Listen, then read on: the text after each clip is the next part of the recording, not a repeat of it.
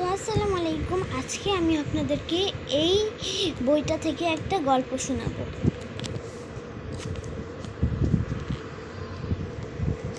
বইটা খুললেই প্রথমে আমরা পেয়ে যাব এরকম একটা ছবি।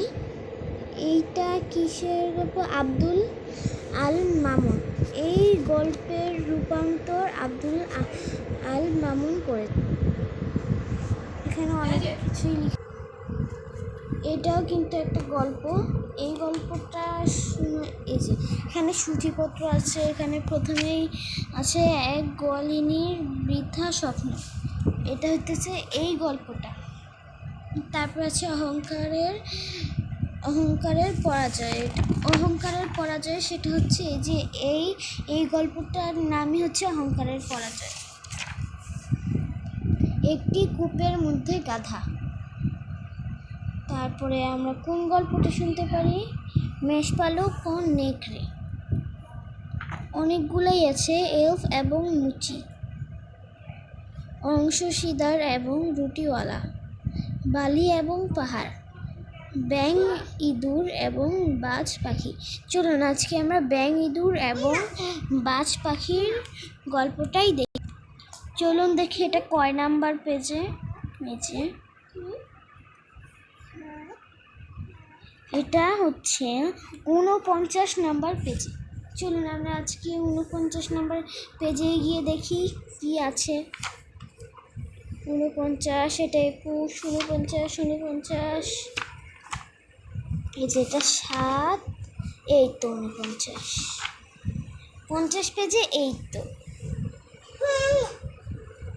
এই তো ব্যাঙ, ইঁদুর এবং বাজ পাখির গল্প। শেষে নীতিবাক্য থাকে। এগুলা থাকে এই নীতিবাক্যটা। হ্যাঁ, এই যে নীতিবাক্য আছে। তার আগে আমরা গল্পটা পড়ি। একটি ইঁদুর একদিন একটি ব্যাঙ এর সাথে বন্ধুত্ব করলো। তারা প্রায় ভূমিতে খেলতো এবং খাদ্য সন্ধান করত। একদিন দুষ্ট ব্যাঙটি ইঁদুরের পা তার নিজের পায়ের সাথে সুতা দ্বারা বাঁধল। সে ভাবল এটা একটা মহা কৌতুক হবে।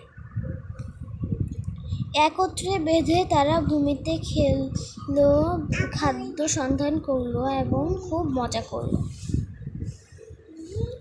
যে পুরা বইটা 2 পেজ কিন্তু এরকম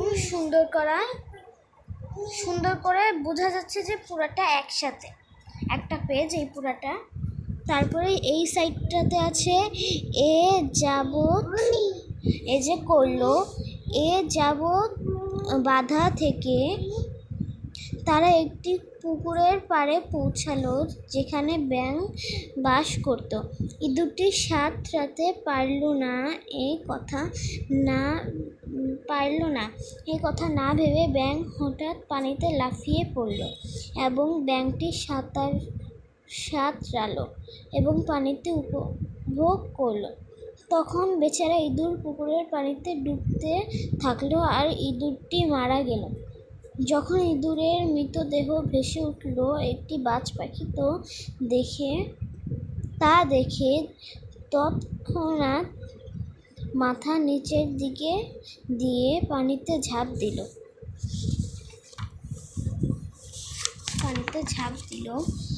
যখন ইঁদুরের মৃতদেহ খপ করে ধরল ব্যাঙটি, তখনও ইঁদুরের সাথে বাঁধা ছিল।